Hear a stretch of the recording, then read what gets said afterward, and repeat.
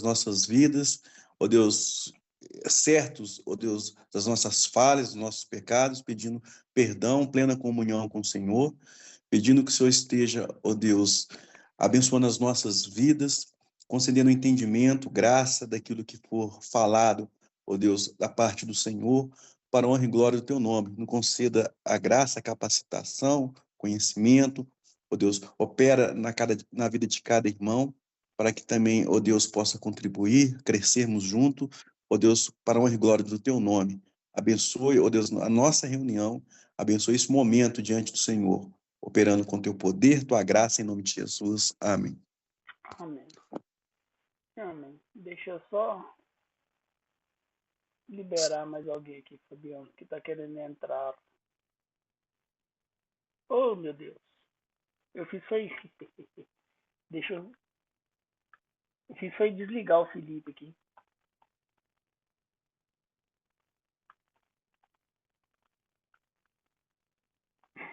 Ai, ai.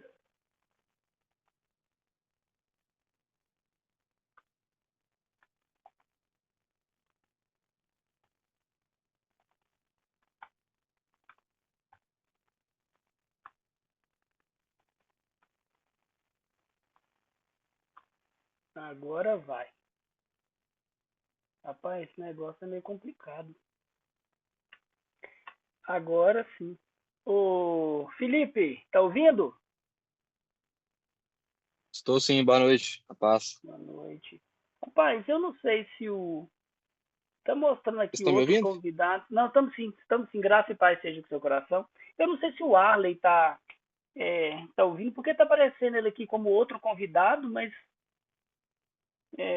vou falar com ele. Só avisar ele aqui no grupo aqui para ele desligar e entrar de novo. Para tentar entrar de novo.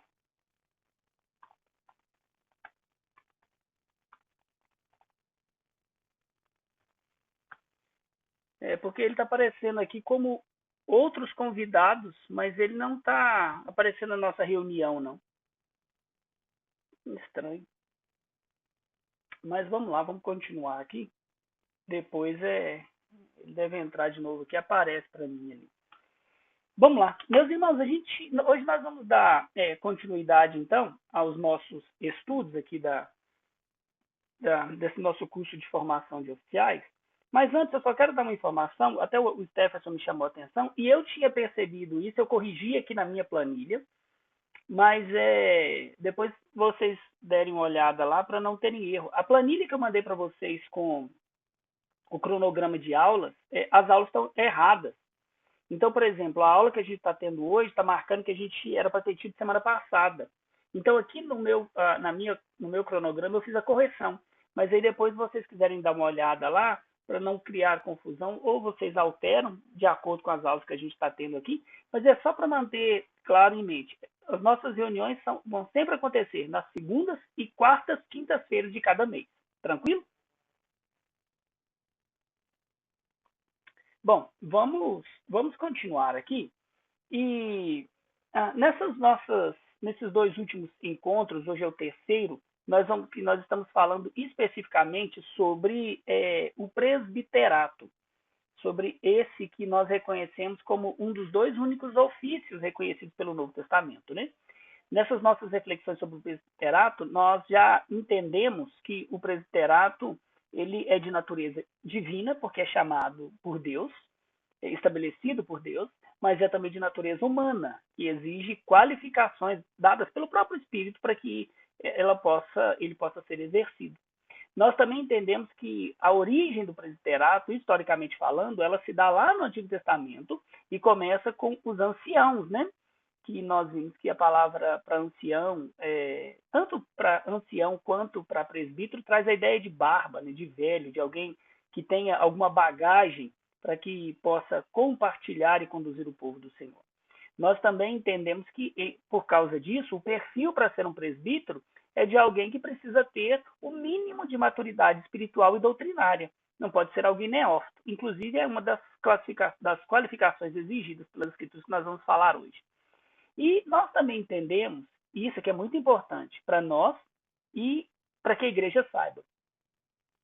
A principal responsabilidade de um presbítero não é administrar, ainda que haja aqueles que a Bíblia vai falar da administração, mas o principal ofício de um presbítero é o de pastoreio. O presbítero, ele é um pastor auxiliar do Supremo Pastor, que é o Senhor Jesus Cristo. E ele precisa pastorear o povo de Deus por meio da palavra de Deus. No nosso último encontro, nós começamos então a falar a respeito dessas qualificações que são necessárias para que o homem ele possa ser um presbítero na igreja do Senhor Jesus. E hoje, então, só para a gente relembrar aqui, eu vou reler aqui os textos base que nós estamos usando para tratar dessas qualificações dos presbíteros, beleza? Então me ouçam com atenção, eu vou ler primeiro Timóteo 3, os versículos 1 ao 7, e depois eu vou pedir para que alguém me ajude na leitura lendo Tito, no capítulo 1, dos versículos 5 ao 9, tá bom? Então assim que eu terminar aqui, aquele que encontrar já pode fazer a leitura na sequência. Vou começar aqui com 1 Timóteo 3, capítulo 3, versículos 1 ao 7. Fiel é a palavra. Se alguém aspira ao episcopado, excelente obra almeja. É necessário, portanto, que o bispo, lembrando que bispo, pastor e presbítero são sinônimos para essa mesma função, que é ser pastor da igreja do Senhor Jesus.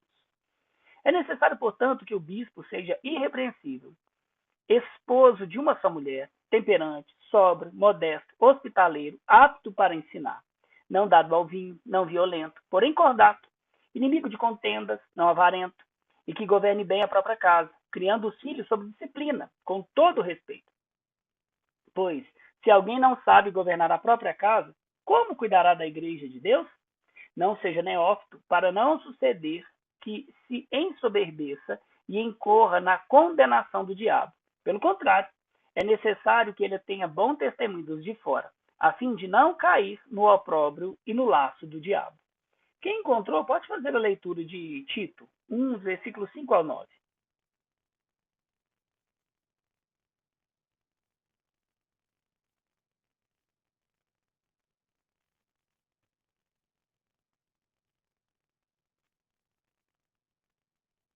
Eu acho que ninguém encontrou, né? Então deixa que eu faça aqui a leitura. Na verdade, eu não sei se vocês estão me ouvindo. É por isso que é melhor que as câmeras fiquem abertas, porque a gente consegue ter uma interação melhor. Mas eu vou fazer a leitura. Tito 1, 5 ao 9? Isso. Tá. Por esta causa te deixarei em Creta, para que pusesse em ordem as coisas restantes, bem como em cada cidade constituíste presbíteros conforme te prescrevi. Alguém que seja irrepreensível, marido de uma só mulher, que tenha filhos crentes que não são acusados de dissolução, nem são insubordinados, porque indispensável que o bispo seja irrepreensível como o dispenseiro de Deus, não arrogante, não irascível, não dado ao vinho, nem violento, e nem cobiçoso de torpe ganância. Antes, hospitaleiro, amigo do bem, sóbrio, justo, piedoso, que tenha domínio de si. Apego à palavra fiel, que é segurado à doutrina, de modo que tenha poder tanto para exortar pelo reto ensino, como para converter os que contradizem. Amém. Obrigado, Fabiano. Sobre essas qualificações, nós já tratamos do significado de ser irrepreensível, esposo de uma só mulher, temperante, sóbrio, modesto, hospitaleiro e apto para ensinar. Então, hoje nós vamos retomar o ensino dessas qualificações a partir da seguinte qualificação: não dado ao vinho, não dado ao muito vinho. Aqui, meus irmãos, eu não vou gastar muito tempo, nós não vamos gastar muito tempo com essa qualificação, tendo em vista que nós já tratamos assim de forma, acho que adequada, essa qualificação quando nós falamos a respeito do ofício do diaconato. Eu acho que aqui basta a gente lembrar que a Bíblia, o que ela exige para o oficial, tanto o diácono quanto para o presbítero, é que ele não seja dominado por qualquer vício. Ele não pode ser dominado pelo álcool, pela pornografia, por esportes, por telas ou por qualquer outra coisa que talvez sejam lícitas nelas mesmas, como comida, ou trabalho, ou remédio, mas que nós, por causa da pecaminosidade que existe em nós, muitas vezes tomamos e as usamos de forma ilícita. Então, aqui, infelizmente, nos nossos dias, há pessoas, inclusive homens, que são viciados em calmantes, em vitamina, em ferramentas, em carro, em pescaria, em internet. Então, há muitos vícios que podem dominar um homem, e os oficiais na casa do Senhor, eles não podem ser dominados por coisas criadas por Deus, ainda que em si mesmas elas sejam lícitas. E essas últimas coisas que eu mencionei aqui, como por exemplo, remédios, vitaminas, pescaria, internet, elas têm um agravante, se a gente for parar para pensar. Por quê? Porque o vício, por exemplo, no álcool ou em qualquer outra substância ilícita, ele é autodenunciante. Mas esses outros vícios aqui, eles podem facilmente ser escondidos ou até mesmo inconscientemente ignorados pelas pessoas que os possuem. Então, é por isso que é necessário que aquele que almeja o oficialato seja conhecido pela igreja, pelos membros da igreja, pessoas que têm acesso à casa dessas pessoas que anseiam o oficialato, para que elas sejam conhecidas na sua vida privada, para que a igreja tenha conhecimento se esse homem não é dominado por nada que Deus nos deu para o nosso benefício. Uma coisa que a gente precisa lembrar é daquela instrução de Paulo lá em Efésios 5,18, quando ele diz que o homem de Deus, a mulher de Deus, precisa ser cheia do Espírito e não cheia de mundanismo e de carnalidade. Então é só isso que a gente tem para dizer aqui a respeito desse primeiro ponto, que já foi tratado em outra lição, tranquilo? A próxima qualificação que nós vemos aqui na nossa instrução é não ser violento ou não irascível, como nos é dito lá em Tito 1,7. Isso aqui pode até parecer muito óbvio, né? Um presbítero, um pastor, ele não pode ser uma pessoa violenta. Deixa eu só aceitar alguém que está entrando aqui, meus irmãos. Seu Levi. Pronto. Seja bem-vindo, seu Levi. Então, isso aqui para a gente pode parecer, apesar de parecer óbvio, se a Bíblia trata deste ponto e chama atenção para isso, então certamente é necessário que a gente dê a devida atenção a essa instrução. Eu falo isso, meus irmãos, porque nesses quase 20 anos servindo integralmente ao Senhor, eu descobri, para nossa tristeza, alguns homens que na igreja, na vida pública, pareciam verdadeiros cordeiros de Deus. Mas dentro de casa, esses homens eram verdadeiros lutadores de UFC. Outros homens, eles não são fisicamente violentos, mas eles são verbal e emocionalmente violentos com a esposa, com os filhos. É por isso que essa qualificação ela tem muita importância nos nossos dias.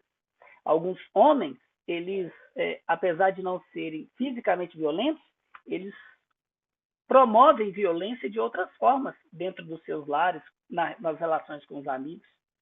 E é interessante porque quando a gente combina aqui o texto de Timóteo com o texto de Tito, Tito ele nos ajuda a compreender melhor qual é a ideia de violência que Paulo se refere aqui. Ele vai dizer em Tito que o homem não pode ser irascível. Parece, meus irmãos, que Paulo ele aponta para aquela violência que é resultado de uma ira que não tem domínio, que não tem controle. Sabe, uma pessoa emocionalmente descontrolada. O presbítero, ele, na sua função, ele certamente ele vai enfrentar desgostos, reprovações, ele vai ter que lidar com oposição. E muitas vezes essa oposição pode ser hostil, meus irmãos. Então, ele precisa ser alguém que, ao longo dos anos da vida cristã, tem se mostrado capaz de dominar sobre a sua ira, não usar a sua voz, não usar as suas atitudes, as suas emoções em ações violentas contra o rebanho do Senhor. É muito... Imagine, por exemplo, um oficial, um diácono, que está no seu ofício e, de repente, chega uma pessoa na igreja e começa a falar besteiras, começa a trabalhar a ordem do culto. Já pensou se, e aqui esse diácono, ele decide passar a mão numa cadeira e dar cadeirada na orelha dessa pessoa? Ah, então, ser irascível, e aqui eu preciso abrir um parêntese, ou não ser irascível, não ser violento neste caso, não significa, meus irmãos, que nós devemos abrir mão de agir de forma varonil para proteger aquelas pessoas que estão sob os nossos cuidados, em situações de risco.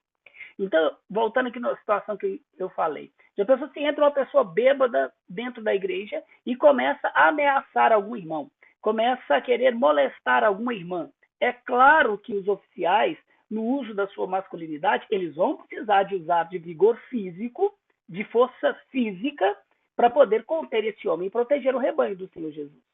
Mas esse não é o caso aqui.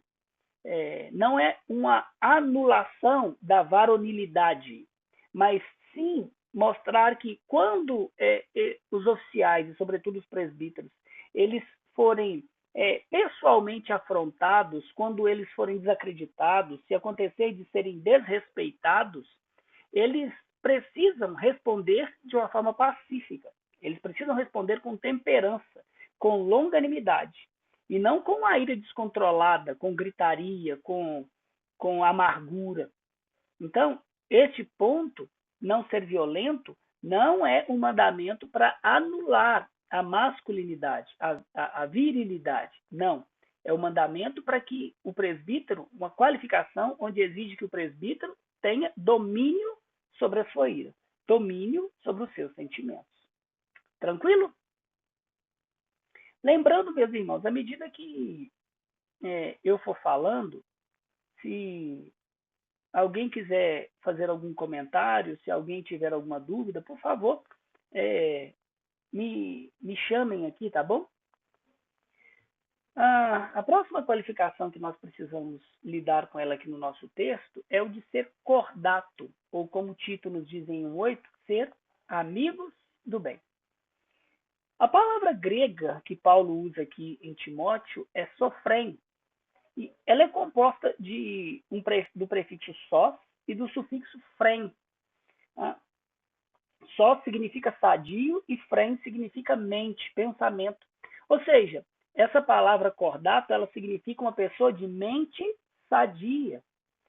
Isso significa que ser cordato, meus irmãos, não é ser aquela pessoa, aquele cara legalzão, aquele que as pessoas têm a tendência de chamar de pastorzão, que nunca repreende, que é sempre engraçado, ou nem mesmo ser aquele tipo de pessoa que se deixa ser feito de bobo pelas outras pessoas. Não é esse que é o sentido de cordato. A tradução ou a forma com que Tito fala ali nos ajuda a entender. Ele fala que nós devemos ser amigos do bem. E isso nos ajuda a entender melhor o sentido do que Paulo quer dizer por cordato. Ele quer dizer que o presbítero ele tem uma mente que, orientada pela palavra de Deus, ela sempre age para o bem do rebanho. Ela sempre age para o bem da igreja. Isso significa que ele nunca vai agir ou reagir com fúria. Pelo contrário, tendo a mente governada pela palavra de Deus, ele sempre vai agir e reagir para o bem das ovelhas. Se, por exemplo, um membro é desrespeitoso com o presbítero, ou se faz fofoca a respeito dele, da família dele, o presbítero não pode tomar isso como uma ofensa pessoal, se amargurar e permitir que isso o impeça de trabalhar para o bem daquele irmão. Não pode permitir que isso impeça que ele continue ensinando, exortando, repreendendo, corrigindo, andando junto no discipulado com aquele irmão. Então, o presbítero, para ser presbítero, ele precisa ser alguém amigo do bem da ovelha, mesmo contra os seus sentimentos. Se os sentimentos dessa pessoa faz com que ele queira se afastar da ovelha, ele nega não a ovelha, não o mandamento de Cristo, ele nega a si mesmo para trabalhar para o bem da igreja. O próximo tópico é muito semelhante a isso, quando vai dizer que o presbítero precisa ser inimigo de contenda. Mas a pergunta que a gente precisa fazer diante disso é: será Será que existe na igreja pessoas que gostam de uma briga? Será que tem gente picuinha dentro da igreja? Meus irmãos, infelizmente tem, e tem sim, tem muito. Aquela pessoa que faz fofoca, que leva e traz assuntos da vida das outras pessoas, coisas que não dizem respeito à vida dela, que ela não está levando, buscando a edificação da pessoa, que sempre que tem o hábito de lançar na cara do irmão as falhas que ele comete, que sempre levanta assuntos do passado que já foram tratados, ou que simplesmente ofende as pessoas gratuitamente, sem justificativa, que fica exaltando continuamente o defeito da liderança da igreja, sem procurar a liderança para tentar entender, para perguntar, para ajudar, que fica levantando polêmica inútil dentro da igreja, sabe? Coisas que não trazem nenhum benefício para a igreja. Ou aqueles que acham que nunca estão errados, que estão certos em tudo, sempre. Essas pessoas, elas são pessoas que seguramente têm prazer em uma briga dentro da igreja. E isso não deveria acontecer de modo nenhum dentro da igreja. Mas, por causa do pecado, já que existe, jamais pode partir da parte daqueles que o Senhor escolheu para pastorear a igreja. Então, presbíteros não podem ser homens briguentos. A gente precisa lembrar, e eu acho que eu já mencionei aqui nesse nosso curso, que um homem muito conhecido no nosso meio, um homem muito piedoso, que é o pastor Paulo Júnior, que nem está exercendo mais a função, ele foi afastado pelo conselho da igreja, porque, segundo o conselho da igreja, e depois ele mesmo confirmou isso em postagens, ele era uma pessoa que não era cordata.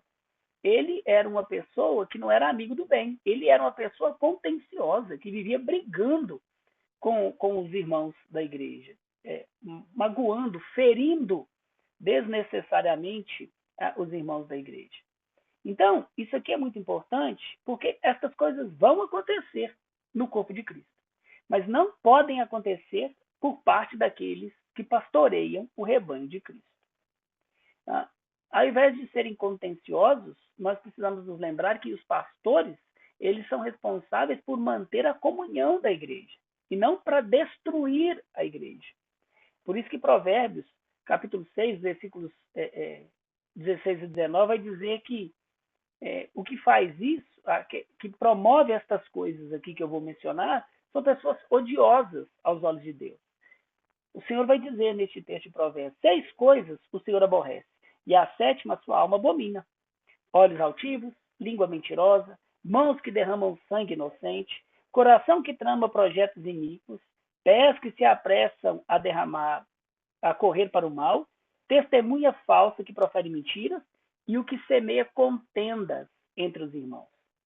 Essa 7ª coisa é o auge, o ápice daquelas coisas que Deus abomina ver na sua igreja. Se ele abomina ver isso na igreja, quanto mais não é abominável ver isso num pastor na igreja do Senhor Jesus. Agora, isso não quer dizer que um presbítero deve ser aquele tipo de homem que dá um boi para não entrar numa contenda e uma boiada inteira para fugir dela. Não, não é isso. Às vezes, é necessário que nós contendamos com os irmãos, que a gente discuta por causa da santidade da igreja, por causa da sã doutrina. O que isso significa é que o presbítero deve ser aquele tipo de homem que é inimigo de toda forma inútil de contenda. Toda discussão tola. Tem pessoas que brigam dentro da igreja por causa de política. Tem pessoas que brigam dentro da igreja por causa de futebol. Tem pessoas que brigam dentro da igreja por causa de opinião pessoal. Entende? Isso é inaceitável para um presbítero. Eu me lembro quando eu havia chegado há pouco tempo aqui, visitando uma família que eram membros da igreja e conversando com o marido, questionando a respeito da ausência dele. Ele disse que não viria mais à igreja porque tinha pessoas na igreja que tinham um pensamento político diferente do dele. Então, esse é o tipo de coisa que é inaceitável para alguém que é um presbítero na igreja do Senhor Jesus Cristo. Ele tem que ser alguém que é inimigo de contenda. Antes, deve ser amigo do bem, amigo da comunhão na igreja do Senhor Jesus Cristo. Meus irmãos, até aqui, tudo tranquilo? Alguma dúvida? Alguma pergunta ou comentário que vocês queiram fazer?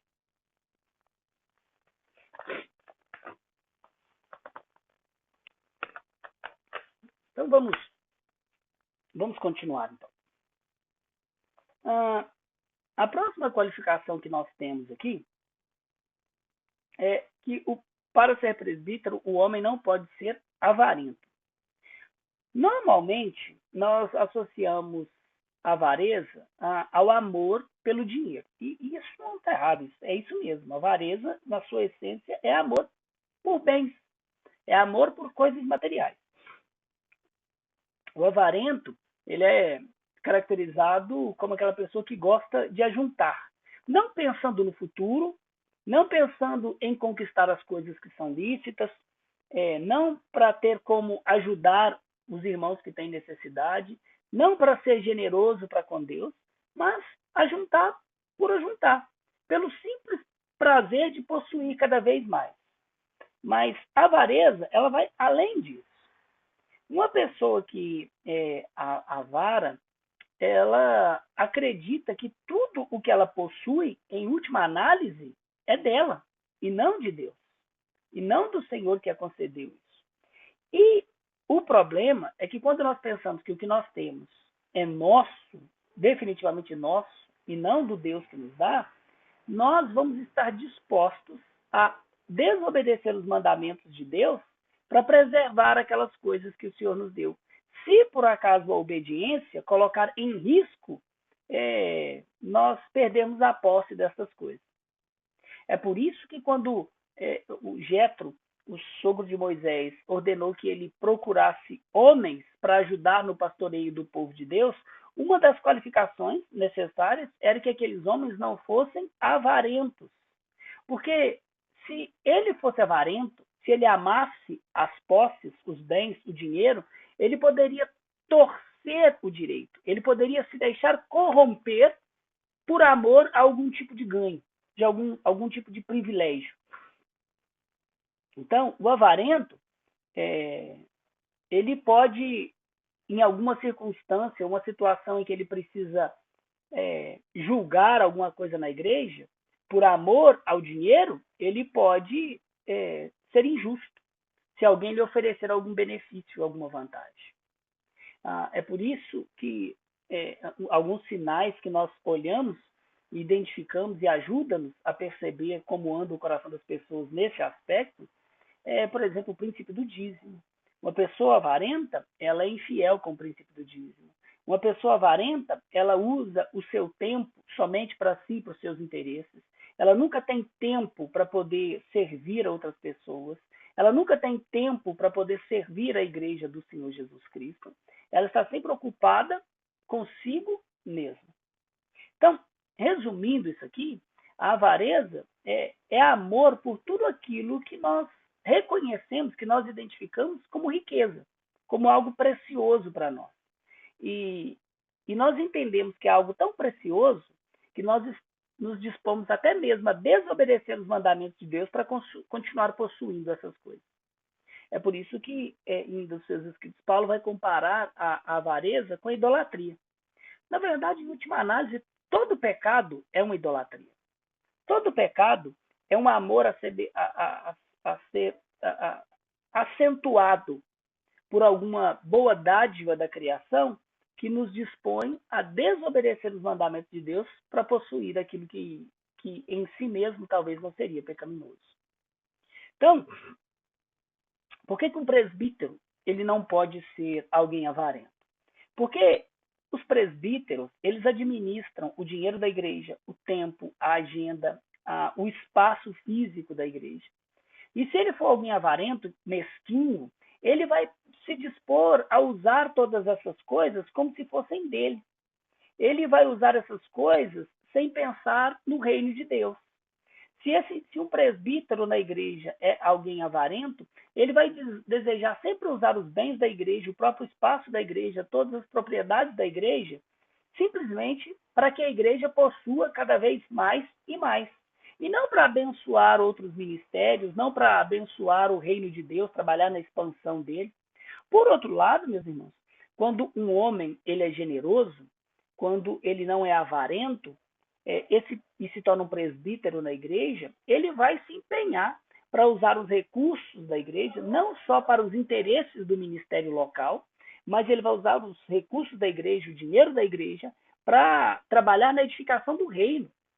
Ele vai investir em missionários, ele vai investir em projetos de plantação de igreja, ele vai emprestar as dependências da igreja, se necessário, para socorrer pessoas necessitadas. Então, ele pensa no reino e não restringe a sua visão de uso dos recursos à igreja local. Então, ele não ajunta para si mesmo, ou seja, ele não ajunta só para que a igreja tenha mais por ter, mas ele usa o dinheiro e os recursos de Deus, fazendo uma boa administração, uma boa mordomia daquilo que é do Senhor para o bem da igreja. E aqui entenda, não somente a igreja local, mas a igreja como um todo, os santos espalhados, os eleitos espalhados sobre a face da terra, inclusive aqueles que ainda não foram chamados pelo Evangelho. Um outro ponto, e que a gente precisa gastar um tempo refletindo sobre ele, uma outra qualificação exigida, é que o presbítero, para ser presbítero, ele precisa ser alguém que governe bem a sua própria casa. Meus irmãos, antes que qualquer um de nós possa governar a Igreja de Cristo, nós precisamos governar bem a nossa própria casa. Isso, meus queridos, porque a nossa casa é a primeira igreja que o Senhor Jesus Cristo nos confia para pastorear. Então, governar bem significa ser o líder espiritual no nosso lar, ser o pastor na nossa casa. Um pastor que conduz a esposa, que conduz os filhos à adoração, à oração, à leitura, à meditação na palavra. Então, se nós não conseguimos fazer isso na nossa casa e pastorear, e ser um presbítero é pastorear a igreja, nós não vamos conseguir fazer isso com a vida de outros irmãos. Então, governar bem é se sacrificar pelo bem eterno da esposa, pelo bem dos filhos, saber suportar e lidar de uma forma piedosa com os pecados, ser o provedor do seu próprio lar, é alguém que toma decisões sábias em tempos difíceis, é saber perdoar as ofensas rapidamente, é se humilhar para buscar a reconciliação, como Cristo fez quando veio se reconciliar conosco, é ensinar os outros a fazer as mesmas coisas que ele faz, é não ter medo de magoar aqueles de casa quando o Evangelho exige que os de casa sejam magoados pela palavra do Senhor, feridos pela palavra do Senhor, para que possam ser por ela mesmo curados na frente. Então, governar a própria casa é um grande desafio para cada um de nós que almejamos o oficialato na igreja. Essa é uma qualificação para o presbítero, mas também para o diácono. Nós precisamos ser pastores nos nossos lares. Pensem, por exemplo, em um marido que tem medo, receio de confrontar a esposa porque ela é uma mulher brava. Ou talvez porque ele não queira acabar com a paz dentro de casa. Ou também há aqueles pais que eles não tratam os pecados dos filhos, não corrigem, não enfrentam os pecados dos filhos, porque eles têm medo de perder a amizade dos filhos, de perder o coração dos filhos. Um homem, para ser um oficial na igreja, na sua casa, ele precisa ser capaz de admoestar por amor e com amor. Ele precisa ser capaz de fazer isso com brandura, mas sem perder a firmeza necessária. E ele precisa lembrar disso. Ele não pode transferir para sua esposa aquelas responsabilidades que são propriamente dele como líder do lar. Essas são responsabilidades nossas, não das nossas esposas. Elas podem nos auxiliar, mas não governar e assumi-las no nosso lugar. E isso precisa ser feito, primeiramente, nas nossas casas. antes de nós pensarmos em sermos capazes de fazer isso na igreja. Pensem, por exemplo, um homem que não faz isso em casa, que ele não busca a glória de Deus em casa, será que ele realmente vai buscar a glória de Deus na igreja do Senhor Jesus? Se o homem não é capaz de tratar a sua esposa e os seus filhos como irmãos em Cristo dentro da sua casa, como é que ele vai ser capaz de fazer isso com aqueles que não são da sua casa? Então, para ser presbítero, é necessário que primeiro nós governemos e governemos bem dentro da nossa casa aqueles que o Senhor nos confiou aos cuidados. Tranquilo? Uma outra característica, uma outra qualificação exigida para o ofício do presbítero, nessa lista que nós encontramos tanto em Timóteo quanto em Tito, é que o presbítero precisa criar os filhos sob disciplina. Tito vai falar que é necessário que tenha filhos crentes. Aqui, meus queridos, é interessante que o texto de Timóteo, ele diz aos homens que eles devem criar os seus filhos sob disciplina. E por que isso é interessante? Porque quem é que normalmente passa a maior parte do tempo com os nossos filhos? As nossas esposas. E o que normalmente se vê é uma transferência de responsabilidade de criar os filhos da disciplina, seja disciplina verbal, seja no uso da vara, vê-se essa responsabilidade sendo transferida para as nossas esposas.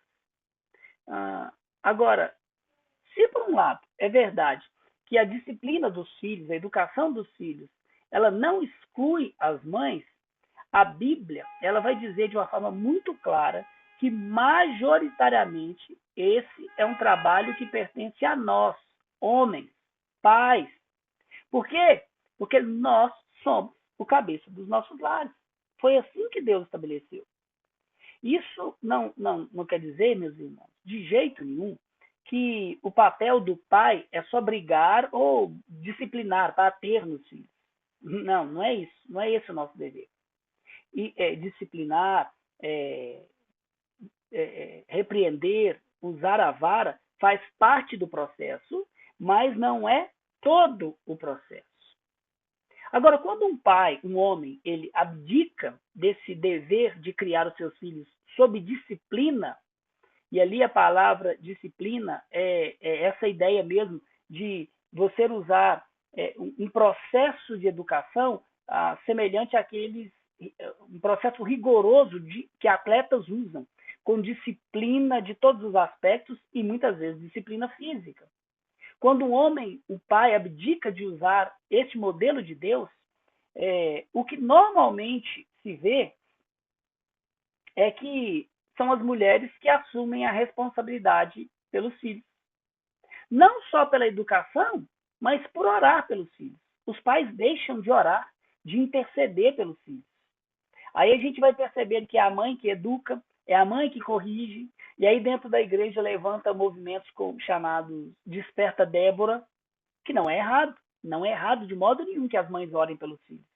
Mas quando a gente olha para as Escrituras, o Antigo Testamento, nós vamos perceber que são os pais que oram pelos filhos. São os pais que intercedem pelos filhos. É por isso que nós, como responsáveis pelo nosso lar, nós é que devemos assumir essa responsabilidade, esse dever, de então disciplinar, de governar os nossos filhos, de criar os nossos filhos sob disciplina. Isto deve ser feito porque é o padrão estabelecido pelas Escrituras.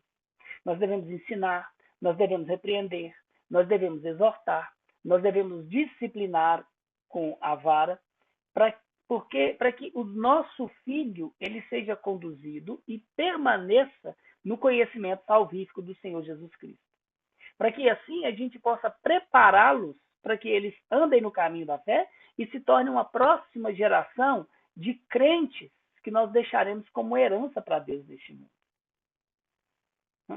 Na prática, meus irmãos, e eu tenho percebido isso nesse exercício de pastorear a Igreja do Senhor Jesus, nos anos que eu estive no campo missionário, conhecendo muitas famílias cristãs. Na prática, filhos indisciplinados, eles são preguiçosos, eles são pirracentos, eles são desagradáveis, eles são mal educados, desrespeitam os adultos quando estão conversando, querem a atenção dos pais a todo custo, gritam com os pais. Eles são pessoas, filhos menos parecidos com Cristo, emocionalmente fracos, sabem lidar ou não sabem lidar com as adversidades da vida, com as frustrações. Então, quando filhos se tornam crianças desta forma, jovens, com essas qualificações que eu acabei de mencionar, a culpa majoritariamente é do pai, porque negligenciou o seu dever de criar o filho na exortação e na disciplina do Senhor Jesus para fazer dele um discípulo de Cristo, para fazer com que ele conhecesse e tivesse a mente de Cristo. Porque esse pai se recusou a sofrer de novo as dores de parto para gerar Cristo nos seus filhos. Então, meus irmãos, a responsabilidade de criar e de educar filhos sob disciplina, ela é majoritariamente de cada um de nós, e não das nossas esposas. Então, quando um homem ele abandona esse dever, a mãe vai acabar assumindo. Mas esse é um pecado nosso, é uma negligência nossa. E esse é justamente um dos motivos pelos quais muitas mulheres rejeitam, discordam da liderança masculina dentro da igreja. Porque, em algum sentido, algumas delas estão certas. Por quê? Porque elas governam sozinha a casa delas, elas governam sobre os filhos, elas disciplinam e educam os filhos, e aí quando chega na igreja, o marido quer mandar, o marido quer assumir liderança. Isso não pode acontecer. Essa não pode ser a realidade de nenhum presbítero na igreja do Senhor Jesus Cristo. Então, pastorear, ensinar, corrigir e até disciplinar fisicamente quando se fizer necessário é papel do pai. Não que a mãe não possa fazer, mas é principalmente papel do pai. E isso fica muito claro na própria palavra de Deus. Mas, pastor, tem algum lugar na Bíblia que diz que é o pai que tem que fazer isso? Sim. Quando a gente olha para Paulo dando instruções para a família, lá em Efésios 6, versículo 4, ele diz o seguinte: e vós, pais, não provoqueis vossos filhos à ira, mas criai-os na disciplina e na demonstração do Senhor. A palavra que nós lemos ali em português para pais não é a palavra genérica que se refere a pai e mãe. Ali é a palavra grega para pai, para homem, para o macho. Então, o que Paulo está dizendo aqui é que é dever do pai, do homem, criar o seu filho na disciplina e na demonstração, na correção, no ensino do Senhor Jesus Cristo. É por isso que eu disse que pastorear, que ensinar, corrigir e até disciplinar fisicamente quando necessário é papel majoritariamente dos pais, dos homens, e não das esposas, e não das mães. Isso aqui, meus irmãos, é muito importante, porque nós vivemos dias em que uma psicologia humanista de criação de filhos tem tomado conta da igreja.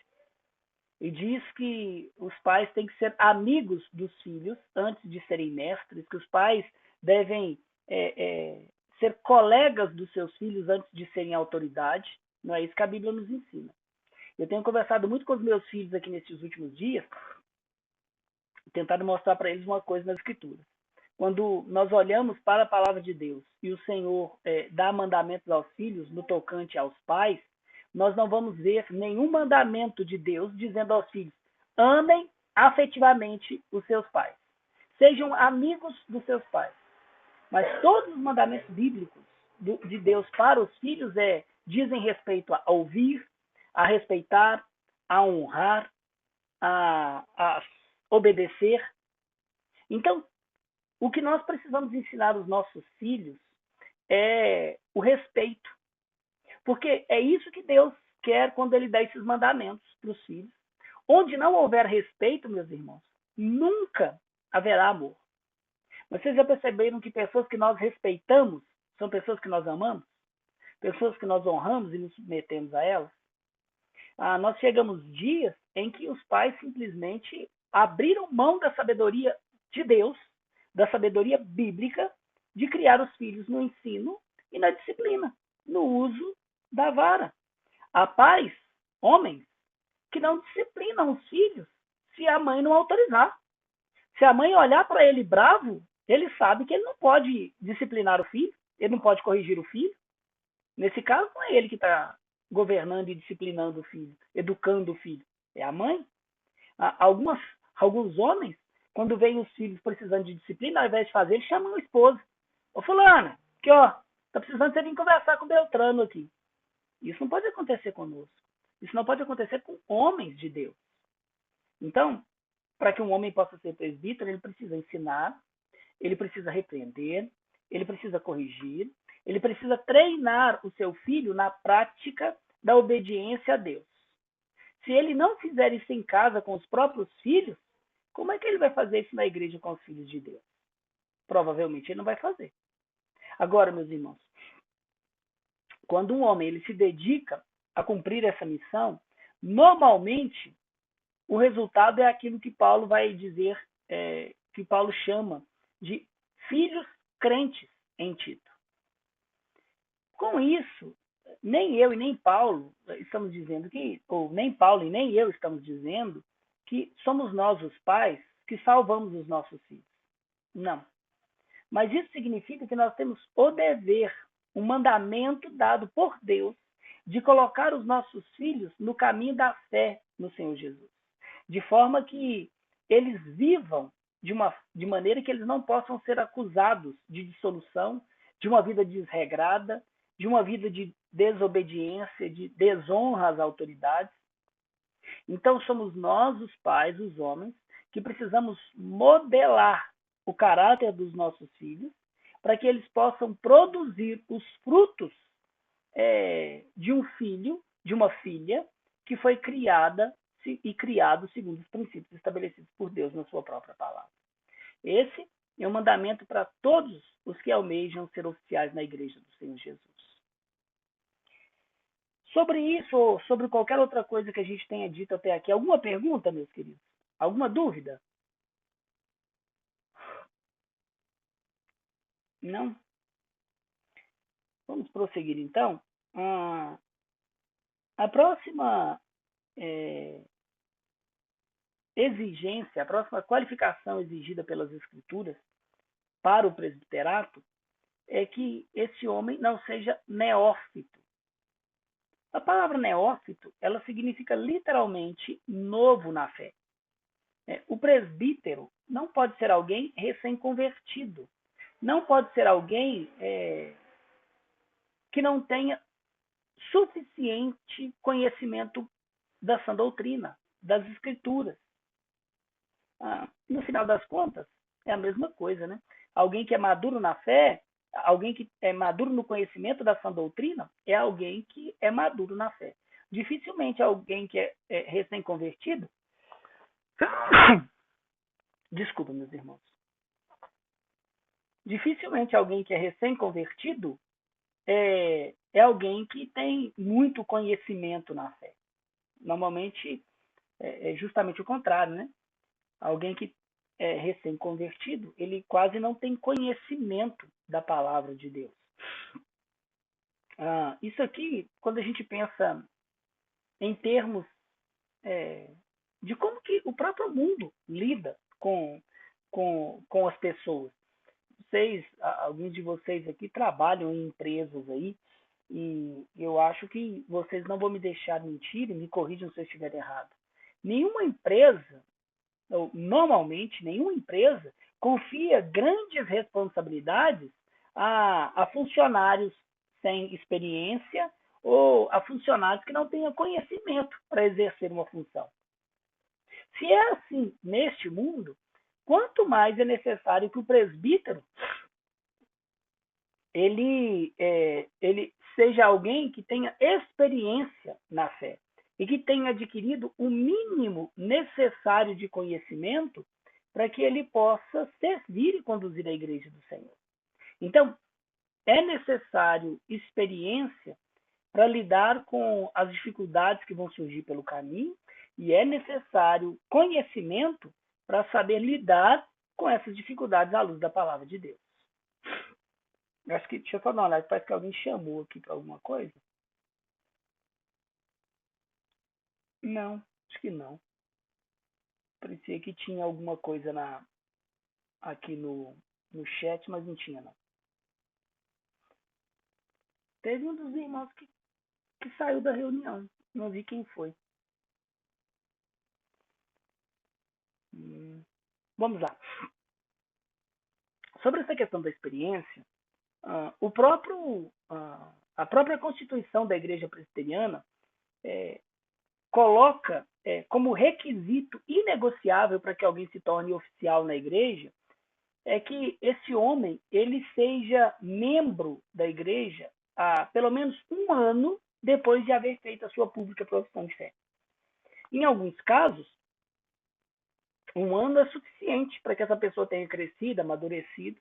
Em alguns outros, não. Tá?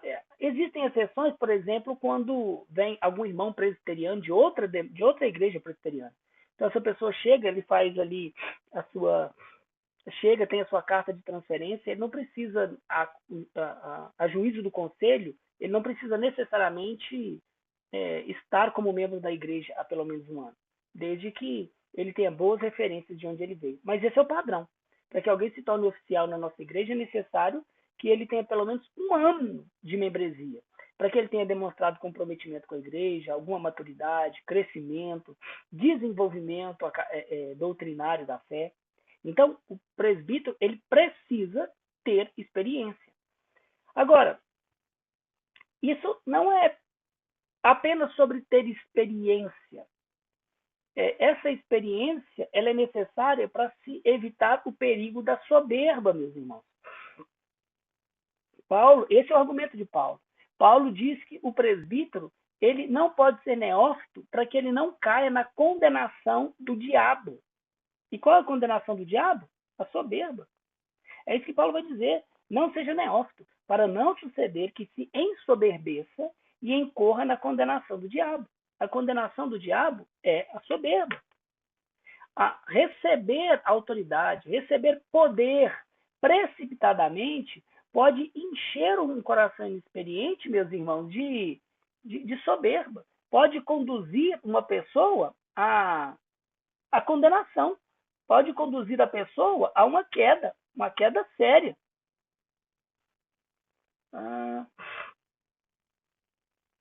Pensei que tinha um chamado aqui. Mas então, é necessário tempo para que a fé dessa pessoa ela tenha sido publicamente testada e ela seja reconhecida por todas as pessoas. E essa experiência, para que não caia em soberba, que é a condenação do diabo, ela está diretamente ligada à próxima qualificação exigida pelas Escrituras para o presbiterato, que é o bom testemunho dos de fora. O versículo 6, ele diz que o crente, para ser presbítero, não pode ser neófito. O 7 começa dizendo, pelo contrário, ou seja, é necessário que, ao invés de neófito, essa pessoa tenha passado por um processo onde, pelo tempo, ela tenha conquistado o bom testemunho daquelas pessoas que não são cristãs. Isso fala especialmente, meus queridos, para aquelas pessoas que vieram e viveram em pecados gritantes, como era o caso de muitas pessoas para quem Paulo estava escrevendo ali a sua carta. Para agora, tendo passado o tempo, é necessário que aqueles que outrora viram a nossa vida como descrentes, vejam que nós já não somos mais conhecidos como aquela velha pessoa carnal.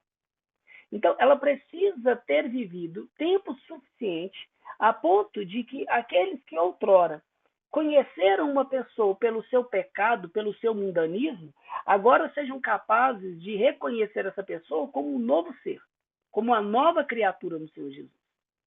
Então, para ser presbítero, o homem precisa ser conhecido não só pelos crentes, mas especialmente pelos descrentes, como alguém que é íntegro, como alguém que é justo, como um bom pai, um marido fiel, alguém que é trabalhador, alguém que é responsável, que não tem vícios.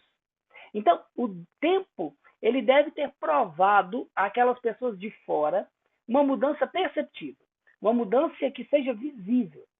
É necessário que as pessoas de fora agora sejam capazes de dar o testemunho que aquela pessoa ela é totalmente diferente do que ela foi antes da sua conversão no Senhor Jesus Cristo. Então, é necessário que não seja neófito, recém-convertido, e que tenha passado tempo suficiente depois da conversão para que até mesmo os descrentes sejam capazes de dar testemunho da mudança que aconteceu na vida daquela pessoa. A próxima qualificação que nós encontramos aqui no texto de Timóteo é que o presbítero ele precisa ser alguém apegado à palavra fiel segundo a sã doutrina, ou segundo a doutrina. Essa é a última qualificação que nós encontramos aqui para o presbiterato. Essa é uma qualificação que é inclusive contemplada pela Constituição da Igreja Presbiteriana. O presbítero na Igreja Presbiteriana, ele precisa ser de fato um presbiteriano. É claro que Paulo não está dizendo isso aqui, não está escrito isso aqui no texto, mas a inferência é que o presbítero ele precisa abraçar a fé a qual ele vai confessar crer. Então, eleger um presbítero que não crê na doutrina conforme os padrões de fé da nossa igreja é eleger alguém que vai gerar o mal dentro da igreja. Eleger alguém que vai provocar divisão dentro da igreja.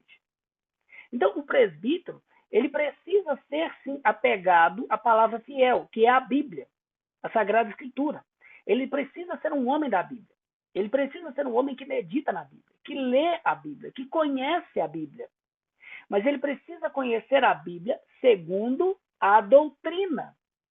Isso significa que não basta conhecer texto bíblico. Ele precisa ser minimamente capaz de interpretar o texto bíblico, a história bíblica, à luz da sã doutrina. A palavra a qual o presbítero precisa ser apegado e fiel é a palavra que é interpretada segundo a doutrina que nos foi dada pelos apóstolos. Isso, então, meus irmãos, significa não apenas, repito, conhecer a Bíblia. Nós sabemos que uma multidão de heresias que surgem por aí surgiram de pessoas que conheciam a Bíblia. Não é por acaso que muitos estudiosos vão dizer que a Bíblia é a mãe das heresias. Mas não é necessariamente a Bíblia que é a mãe das heresias. Não é de modo nenhum. É a má interpretação da Bíblia, é a má doutrina que se torna a mãe das heresias. Então, para ser presbítero, é necessário que haja conhecimento das Escrituras, mas é também necessário que este homem interprete esta palavra corretamente, segundo a boa doutrina. Ele precisa reconhecer a palavra de Deus como inerrante, como infalível. Ele precisa reconhecer a palavra de Deus como uma verdade absoluta para resolver todos os assuntos da vida do ser humano. Ele precisa amar e defender essa palavra, defender essa doutrina contra as heresias que surgem, contra os erros de falsos pastores, contra os enganos e os equívocos dos irmãos dentro da própria igreja, contra os erros de outras denominações que porventura possam estar tentando prejudicar o rebanho do Senhor Jesus. Pastor, como é que o erro de outras denominações pode prejudicar a nossa igreja? Especialmente pela internet. Hoje é muito comum que muitos cristãos eles estejam sejam membros de uma igreja, mas que ouçam mais a exposição da palavra em outras igrejas por meio da internet do que onde ele deveria estar sendo ensinado. E muitas das vezes ouvem pessoas que não são dignas de confiança. Não são dignas de confiança. Por exemplo, alguém que vai se tornar um presbítero, um pastor na igreja do Senhor Jesus, ele precisa ser alguém que, ao ouvir um sermão do Augusto Nicodemos, do Ed René e do Dave Leonardo, ele não pode chegar no final do sermão dessas 3 pessoas e dizer que todos estão certos. Ele não pode chegar no final do sermão dessas 3 pessoas que eu mencionei e dizer, nossa, que pregações abençoadas. Porque não são. Porque desses 3 que eu mencionei aqui, somente um deles prega a fiel doutrina das Escrituras. Os outros 2 ou pregam loucuras do próprio coração, ou pregam prosperidade como se fosse o evangelho do Senhor Jesus. Um deles diz que a Bíblia tem que ser atualizada, revisada. Um deles inventou uma 4ª pessoa da Trindade, que é o Deus Mãe. Então, um homem que anseia ser presbítero na igreja do Senhor, ele precisa ter o hábito de estar diante da palavra do Senhor, mas ele precisa ser apegado à palavra fiel segundo a doutrina, segundo a interpretação correta das Escrituras. O que Paulo está dizendo, de uma forma atualizada, é que os presbíteros eles precisam subscrever a doutrina que ele estava ensinando. Porque a doutrina dele era a doutrina dos apóstolos. Por quê? Porque a doutrina dos apóstolos, meus irmãos, ela é a base de todo o ensino na igreja. Ela é a base que nós usamos para convencer os descrentes de que eles são culpados diante de Deus e precisam de se arrepender e abraçar Cristo pela fé. Então, a doutrina, ela é a interpretação da palavra de Deus. E o presbítero, ele precisa ser alguém capaz de minimamente, não como alguém que passou anos estudando teologia e coisas assim, que recebeu formação formal para isso. Não, mas ele precisa ser minimamente capaz de abrir a palavra de Deus e explicar todas as coisas que estão ali conforme essa doutrina. É por isso que, para nós, alguns livros, alguns documentos são muito importantes, como aqui, deixa eu ver se eu pego um aqui sem fazer base. Aqui. Por exemplo, isso aqui, ó, o Catecismo Maior da nossa igreja. Isso aqui é um comentário da nossa confissão. Isso aqui é um manual comentado. Isso aqui, um homem que anseia ser um presbítero na igreja precisa ler isso aqui regularmente. Esse aqui, ó, talvez seja o melhor guia de estudos que nós temos da confissão de fé hoje na língua portuguesa. Alguém que anseia ser um oficial na igreja do Senhor precisa ler esses documentos. O breve catecismo que está aqui no meio também aqui é um outro documento que nós precisamos ter na nossa biblioteca pessoal, porque são os documentos que nos ajudam a entender de forma adequada a palavra do Senhor, segundo a doutrina ensinada pelos apóstolos. Então, na igreja presbiteriana, para alguém ser um presbítero, ele precisa abraçar as doutrinas conforme elas são ensinadas nos nossos símbolos de fé. Por exemplo, nós presbiterianos e os nossos irmãos batistas, nós temos um entendimento completamente diferente sobre o governo da igreja e sobre o batismo infantil, por exemplo. Então, na prática, isso significa que para que alguém possa se tornar presbítero na igreja, alguém que vai ensinar a igreja presbiteriana, é necessário que este homem, ele subscreva, ele abrace a doutrina como ela é ensinada nos nossos padrões. Um homem não pode defender a doutrina batista ou a doutrina pentecostal do Espírito e então ser um presbítero na igreja do Senhor, na igreja presbiteriana. Não pode. Isso seria infidelidade doutrinária.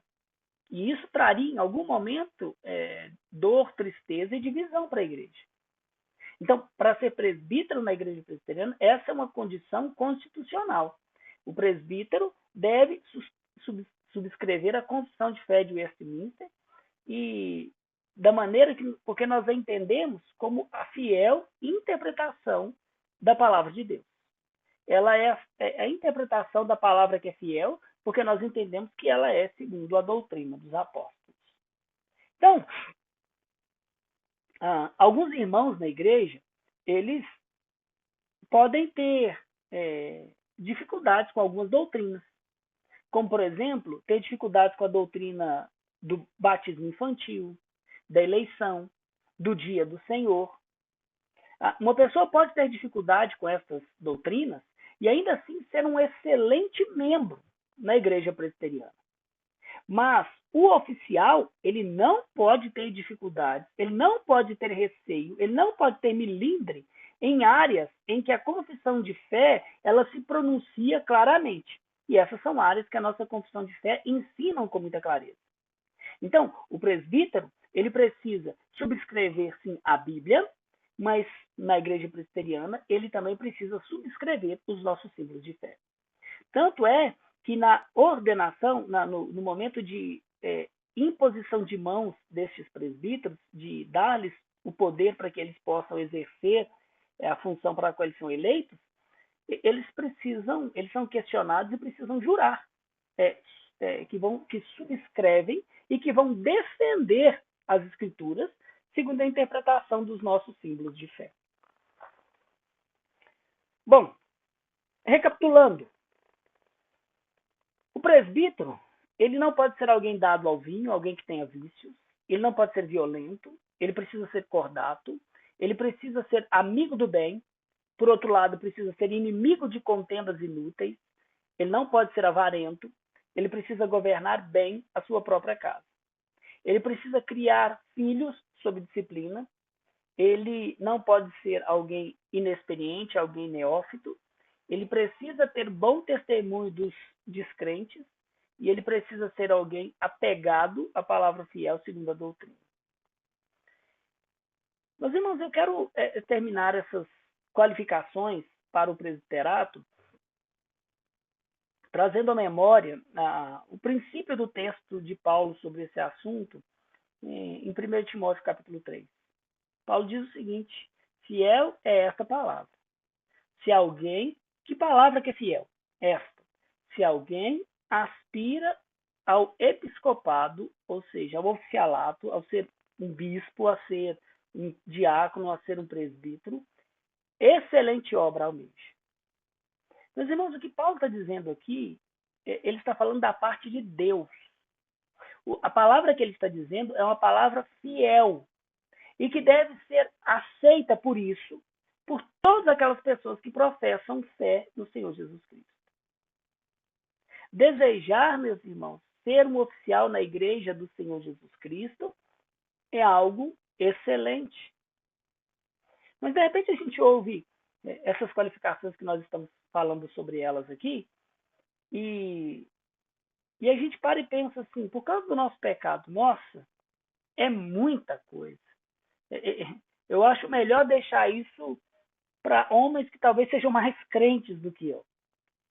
Mas, meus irmãos, eu realmente quero encorajar o coração de cada um de vocês com o seguinte pensamento: não existe vida melhor do que ser conhecido por todas essas características necessárias para o oficialato. Por quê? Simples. Porque foi para essa vida, foi para estas características que Cristo salvou cada um de nós. Foi para isso, para nós manifestarmos as virtudes daquele que nos transportou das trevas para a sua maravilhosa luz, que nós fomos salvos. E essas qualificações são manifestações do próprio caráter e da pessoa do Senhor Jesus Cristo. Então, viver essas qualificações, meus irmãos, é viver em imitação ao Senhor Jesus. Às vezes a gente olha para isso aqui e fala assim, isso é para alguns poucos. Mas não deve ser assim. Não pode ser assim. Essas devem ser as qualificações de todos os homens na igreja do Senhor Jesus.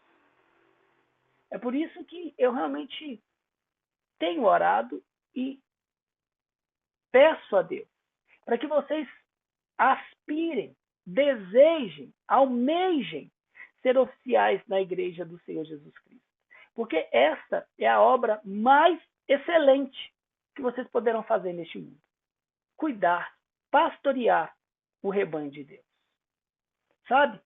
Quando nós chegarmos no final dos nossos dias, não vão ser as casas que nós construímos, não vão ser os títulos que nós conquistamos, não vão ser os muros de segurança que nós levantamos ao redor dos nossos bens, que vão fazer com que nós sejamos bem-aventurados diante do Senhor. Não. Será justamente o fato de nós termos temido a Deus, o fato de nós termos servido a Deus, que vai garantir para nós grande recompensa no dia de Cristo. Então, se você se dispor a abençoar assim a igreja de Deus, a sua vida, a sua família e a sua igreja, a nossa igreja, ela será grandemente edificada. E o nome de Cristo, ele vai ser conhecido e glorificado através da sua vida. Eu quero encerrar essa nossa lição lendo aqui um texto de Hebreus, capítulo 13, versículo 17, e fazendo um pequeno comentário sobre esse texto. Ali o texto diz assim, é uma palavra para a igreja, para o rebanho. Obedecei a vossos guias e sede submissos para com eles, pois eles velam por vossa alma, para como quem deve prestar contas, para que façam isso com alegria e não gemendo, porque isso não aproveita a vós outros. Meus irmãos, algumas decisões como presbíteros podem causar algum desconforto na igreja, e muitas vezes causam mesmo.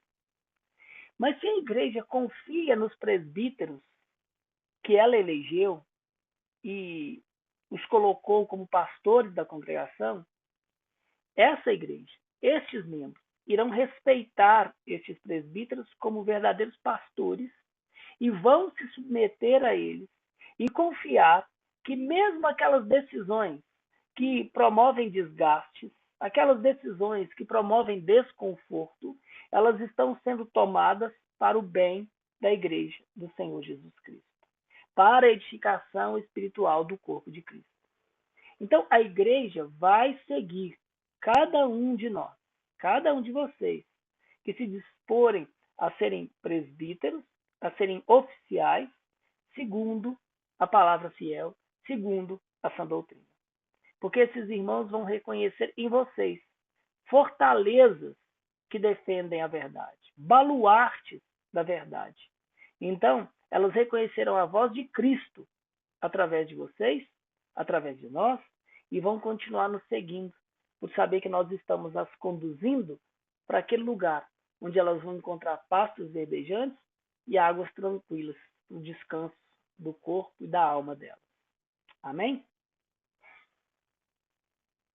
Irmãos, perguntas, comentários a respeito dessa lição de hoje?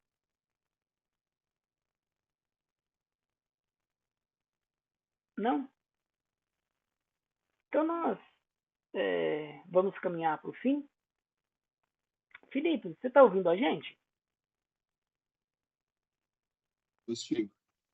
Eu vou te pedir para você orar, encerrando esse nosso tempo, então, dando graças ao Senhor.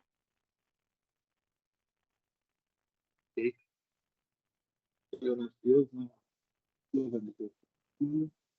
Assim, que eu Deus por Deus por tremendo e que o Senhor Deus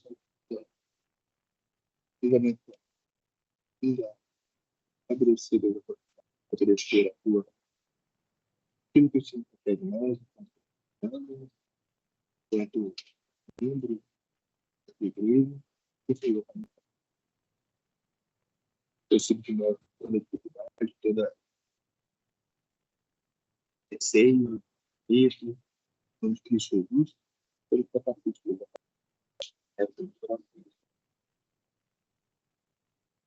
Amém. Amém. Meus irmãos, eu vou colocar lá no grupo um, um formulário que é para ser preenchido no Google Form. Eu tinha mencionado ele na nossa lição da semana passada, que eu ia colocar assim que nós terminássemos essas qualificações dos presbíteros. Eu vou pedir a gentileza para que vocês se empenhem em preencher esse formulário. Vocês vão precisar aí de pelo menos uns 20 minutos para preencher, é um formulário longo. Quase todas as respostas são de múltipla escolha. Eventualmente tem uma ou outra que vocês precisam responder digitando alguma coisa. Mas, de qualquer forma, é um formulário longo, que eu vou pedir para que vocês gastem algum tempo para poder respondê-lo. E assim que vocês responderem, ele já vai direto lá para a minha caixa lá, e aí eu vou ter acesso. Eu vou pedir para que vocês se empenhem em tentar fazer isso no máximo até sexta-feira que vem, tá bom? Porque aí eu tenho tempo para ir avaliando, lá vocês vão encontrar algumas instruções também, tá bom? Porque uma das coisas que eu tenho pedido ao Senhor é que levante aqui dentre nós alguns irmãos que possam nos ajudar com a diaconia, ainda que aqueles que são novos, que chegaram agora, eles não possam ainda participar da eleição formal, mas eles podem auxiliar, trabalhar como auxiliadores, ajudadores na diaconia, para ajudar aí os que são diáconos atualmente, o seu Leviro, o Lucas, o Stephenson, para que a gente possa montar uma escala e aliviar os fardos dos nossos irmãos, para que a gente tenha leveza. Então, pelo menos dois irmãos, o Arley e o Johnny, já se dispuseram a fazer isso, e eu espero que o Senhor ainda conceda a graça de que pelo menos mais um irmão possa se envolver. Então, se alguns de vocês que ainda não são quiserem se envolver e ajudar com isso, por favor, me procurem, tá bom? Então, eu vou estar enviando lá hoje, no mais tardar até amanhã, esse formulário, e eu peço que até sexta-feira que vem vocês o preencham, por gentileza. Combinado? Meus irmãos, nós estamos encerrando Ok. então. Que Deus os abençoe, tenha uma ótima noite. Se Deus assim nos permitir, nós nos vemos no final de semana na igreja. Um abraço, meus irmãos. Boa noite.